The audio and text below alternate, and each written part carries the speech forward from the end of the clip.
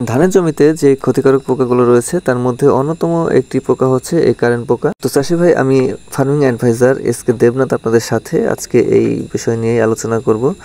তো প্রথমত পূর্ব প্রস্তুতি সেটা হচ্ছে আপনার আক্রমণ করার পূর্ব মুহূর্তে কিন্তু আপনাদের এই প্রতিরোধকমূলক ব্যবস্থা গ্রহণ করা উচিত। কারণ হচ্ছে এই পোকাগুলো সাধারণত আপনার ধানের জমি যখন ধান পাকার আগ মুহূর্তে ভাবে আক্রমণ করে থাকে, মানে ধান পাকার পূর্ব মুহূর্তে কিন্তু এই পোকাগুলো বেশি পরিমাণে আক্রমণ করে থাকে। সো আপনারা অবশ্যই যদি আগের থেকে একটু একটা কীটনাশক প্রয়োগ করেন সেক্ষেত্রে কিন্তু খুবই ভালো রেজাল্ট পাওয়া যায়। অবশ্যই আপনার ধানের জমিটা সম্পূর্ণভাবে কারেন্ট পোকা মুক্ত রাখা সম্ভব। একবার যদি আক্রমণ হয়ে যায় এই কারেন্ট পোকা কিন্তু খুব দ্রুত আপনার পুরো জমিটাতে ছড়িয়ে পড়ে এবং প্রচুর পরিমাণে ক্ষতি করে থাকে।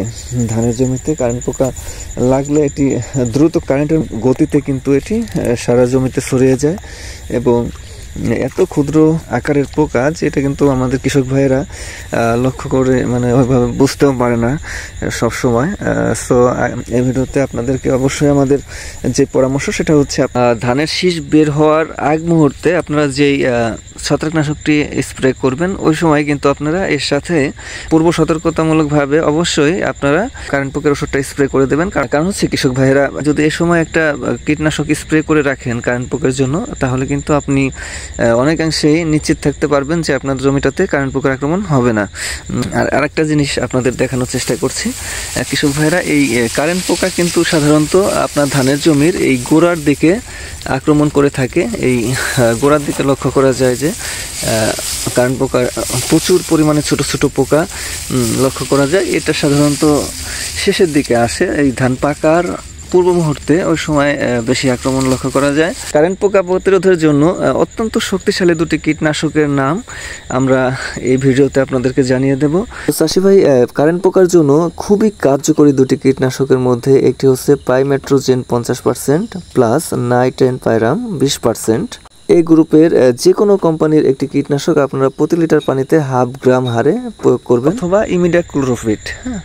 এই দুটি গ্রুপের যে কোনো একটি কীটনাশক আপনারা ছত্রাকনাশকের সাথে স্প্রে করে দেবেন এবং সম্পূর্ণভাবে আপনার ইমিডাক্লোরোপিড যেটা আপনি বিভিন্ন নামে পেয়ে যাবেন বাজারে, আমরা স্ক্রিনে দিয়ে দিচ্ছি। আর এটা কিন্তু প্রতি লিটার পানিতে আপনি 1/2 মিলি হারে, মানে খুবই সীমিত ভাবে খুবই পাওয়ারফুল একটি কীটনাশক। এটি আপনি প্রতি লিটার পানিতে 1/2 মিলি হারে প্রয়োগ করবেন। তো বন্ধুরা, আশা করি এভাবে প্রয়োগ করলে আপনাদের ধানের জমিটা সম্পূর্ণভাবে কারেন্ট পোকা মুক্ত থাকবে। যদি আপনারা আপনাদের জমিতে এই কীটনাশকগুলো প্রয়োগ করেন তাহলে অবশ্যই খুবই ভালো রেজাল্ট পাবেন বন্ধুরা। তো আজকের মতো ভিডিওটা শেষ করবো। আর সর্বশেষে একটি কথা আপনাদের বলতে চাই যে আমাদের এই ভিডিওটা যদি আপনাদের একটু হলেও ভালো লেগে থাকে তাহলে আমাদের এই চ্যানেলটি সাবস্ক্রাইব করার অনুরোধ আপনাদের কাছে রেখে আজকের মতো ভিডিওটা এই পর্যন্তই শেষ করছি। সবাই ভালো থাকবেন, সবার জন্য অনেক অনেক শুভকামনা রইল। সবাই এগিয়ে যান। Bye bye.